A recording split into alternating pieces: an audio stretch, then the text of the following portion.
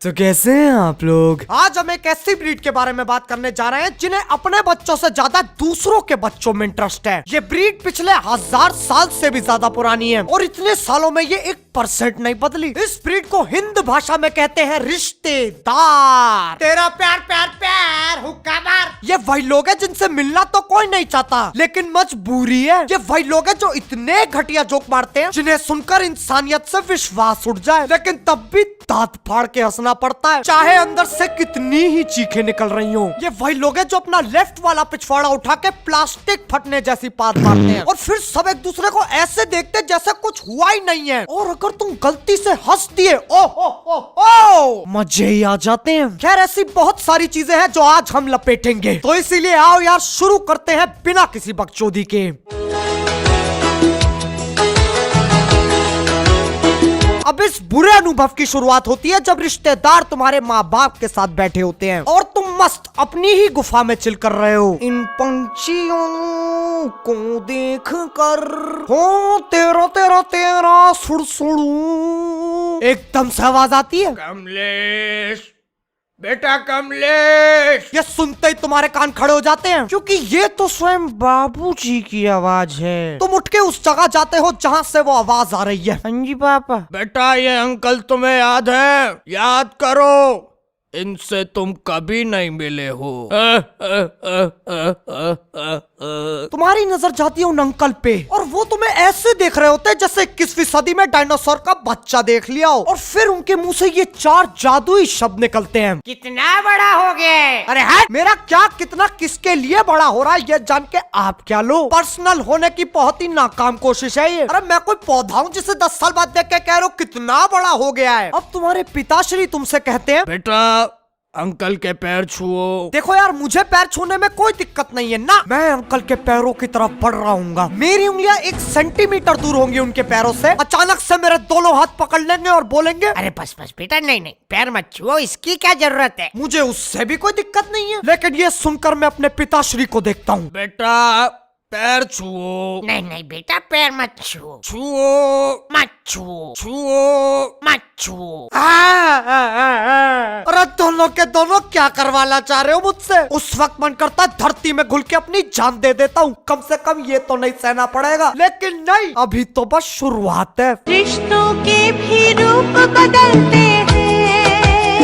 अब शुरू होता है अंकल का सवाल जवाब। क्यों एनी? कौन सी क्लास में हो? लाइफ में क्या चल रहा है? बड़े होके क्या बनोगे? ये मेलेडी इतनी चॉकलेटी क्यों है? कभी ऑनलाइन होटल बुक किया है? कोई गर्लफ्रेंड वगैरह है या फिर कोई फीमेल फ्रेंड? कुछ भी है जो फीमेल से मिलता जुलता हो? जैसे ही बॉयफ्रेंड गर्लफ्रेंड वाला सवाल पूछा जाए तो समझ जाओ तुम्हारी जान को खतरा है और वहाँ से जाने का वक्त आ चुका है। लेकिन उससे पहले अगर तुमने उन्हें ये साबित कर दिया कि तुम्हें पढ़ाई में दिलचस्पी है, तो तुमसे बहुत ही खूबसूरत सवाल पूछेंगे। 10वीं क्लास के बच्चे से पूछा जाएगा, बेटा 7 की टेबल आती है तुम्हें? अगर तुम ना बोलोगे तो तुम्हारी बेइज्जती है, और अगर हाँ बोलोगे तब भी तुम्हारी बेइज्जती है। साला 10वीं क्लास में आके 7 की टेबल पे चढ़ रहा है। अब इस वक्त तुम्हारी हार हो चुकी है और इसे मानने में ही भलाई है। उस वक्त तुम जो भी जवाब दोगे उनकी आंखों में आंखें डाल कर देना, वरना उस दुष्ट प्राणी की कहानियां शुरू हो जाएंगी। बेटा, जब हम तुम्हारी उम्र के थे तो पेड़ के नीचे धार मारने जाते थे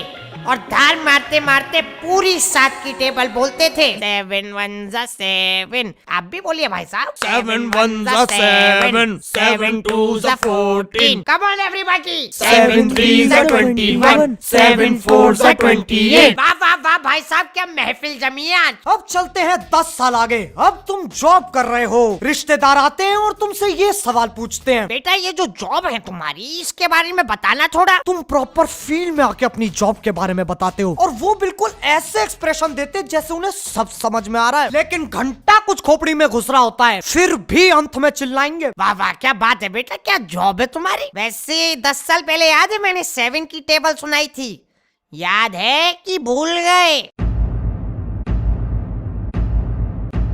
7 1 7 7 2। क्या बेटा सुनाई नहीं दे रहा है? 7 1 7, 7 2 14। वाह वाह क्या बात है बेटा। 7 3 21, 7 4 28। मम्मा नए नए सांचे में ढलते हैं।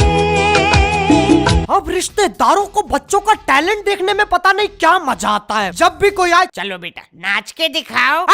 साले कोठे पे आए हो तुम लोग जो तुम्हें नाच के दिखाओ? नहीं, लैप डांस ले लो ना 50 रुपए प्रति घंटा के हिसाब से। उन्हें बस तुम्हारा कार्टून खींचना होता है। शर्म तो कतई बेच खाई होती है इन लोगों ने। अगर तुम्हें गाना गाना आता है तो नाच के दिखाओ, अगर तुम्हें नाचना आता है तो गा के दिखाओ, और अगर दोनों ही नहीं आते तो नाचते हुए गाओ। बहन लेकिन बकचोदी यहाँ खत्म नहीं होती। बुरे से बुरे, अजीब से गरीब टैलेंट देखने इन लोगों को। तुम कराटे सीखते हो, ये लो तकिया शुरू करो। अपने पैर हेलीकॉप्टर की तरह घुमा सकते हो, घुमाओ घुमाओ। तुम भगते बहुत तेज हो बेटे, 10 तक गिन रहा हूँ, गली का एक चक्कर लगा के आओ।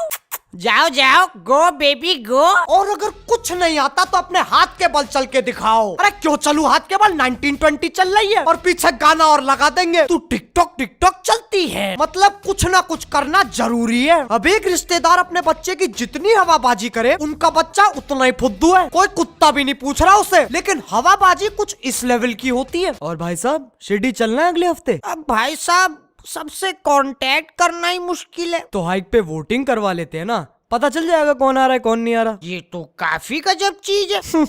अच्छा, गजब से याद आया, आपका बेटा नहीं दिख रहा? अजी वो तो चांद पे गया। कैसी बातें कर रहे हैं भाई साहब? नहीं नहीं जी, एस्ट्रोनॉट बन चुका है ना वो, तो भेजा है उन नासा वालों ने चांद पे। अच्छा अच्छा। पापा उन नुक्कड़ नाटक वालों ने फिर निकाल दिया। पापा नवाज बनना, कुछ करो ना। तू यहाँ क्या कर रहा है? चल वापस जा चांद पे। नए खिलाड़ी खेले खेलेंगे। अब हम इतनी बकचोदी सहते हैं, इतनी मेहनत करते हैं, लेकिन हम चूतिए नहीं है। हमें पता है हैप्पी एंडिंग जरूर मिलेगी। अंत में इन जुल्मी रिश्तेदारों में से कोई ना कोई पैसे जरूर देगा। आखिरकार उनके जाने का वक्त आता है। वो घर से बाहर निकलते हैं, अंकल का हाथ उनकी पीछे वाली जेब में जाता है और वो अपना 6 साल पुराना बटुआ निकालते हैं। उसमें से 500 की हरी पत्ती अपने हाथ में लेते हैं। तुम्हारे चेहरे पे हल्की सी मुस्कुराहट आती है और दिल में तो भैया बल्ले ही बल्ले। तुम्हें अपनी मेहनत का फल मिलने ही वाला होता है। अचानक तुम्हारे बाबूजी बीच में आ जाते हैं। अरे भाई साहब, इसकी क्या जरूरत है? नहीं नहीं, बच्चा है, रखने दो। नहीं नहीं नहीं नहीं, ये तो नहीं हो पाएगा। नहीं भाई साहब, मैं बिना दिए नहीं जाऊंगा। अब आप इतना कह ही रहे हैं तो इसे मैं रख लेता हूँ।